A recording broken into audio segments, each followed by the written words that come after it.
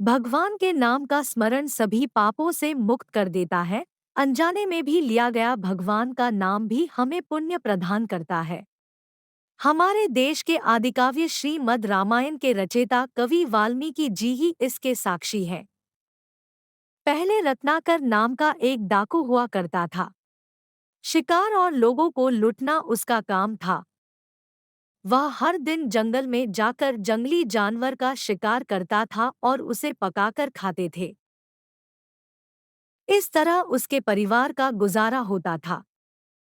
एक दिन जब वह जंगल में शिकार के लिए गया तो रत्नाकर की भेंट नारद मुनि से हुई। नारायण को याद करते हुए गुजर रहे नारद जी के सामने रत्नाकर आया। नारद जी ने रत्नाकर से पूछा कि तुम कौन हो। रत्नाकर ने कहा कि मैं एक डाकू हूँ और मेरा पेशा लोगों को लूटना और जंगली जानवर का शिकार करना है। तब नारद जी ने कहा, तुम जो कर रहे हो वह एक पाप है और उन पापों से मुक्त होने के लिए तुझे कई और जन्म लेने होंगे। तब रत्नाकर ने कहा कि मैं परिवार के भरण पोषण के लिए ये सब करता हूँ, क्या यह पाप है? नारद जी ने उत्तर दिया, तुम अभी घर जाकर अपने परिवार के सदस्यों से पूछो कि वे तुम्हारे पाप में कोई भागीदार हैं क्या? वे कोई भी तुम्हारे पाप में भागीदार नहीं होंगे। रत्नाकर वास्तव में चिंतित हो गया और नारद जी से कहा, स्वामी कृपया यहाँ थोड़ी देर रुके। यह कहकर वह जल्दी से घर चला गया। उसने एक एक करके सभी से पूछा, मैं हर दिन जानवरों को मारने के परिणाम स्वरूप मुझे जो पाप मिलेगा उसमें से क्या कोई भी मेरे पापों में भागीदार बनेंगे? पत्नी, बच्चे, माता पिता में से कोई भी सहमत नहीं हुआ।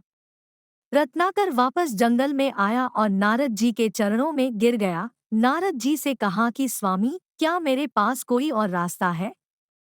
उसने आंखों में आंसू भर कर पूछा।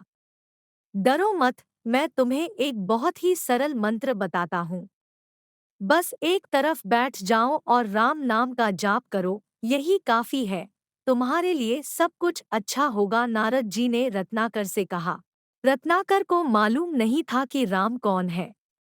फिर भी वह एक ओर बैठ गया और अपने आंखें बंद करके राम नाम का जाप शुरू किया। दिन, सप्ताह, महीनों और वर्षों में बदल गए और रत्नाकर का देह कमजोर हो गया।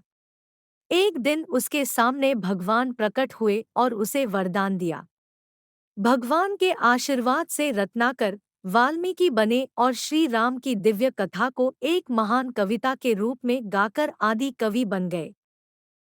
अनजाने में भी किया गया अच्छे कार्यों का फल अच्छा ही होता है। मेरे चैनल हिंदी मनोरंजन कहानियाँ को सब्सक्राइब कीजिए।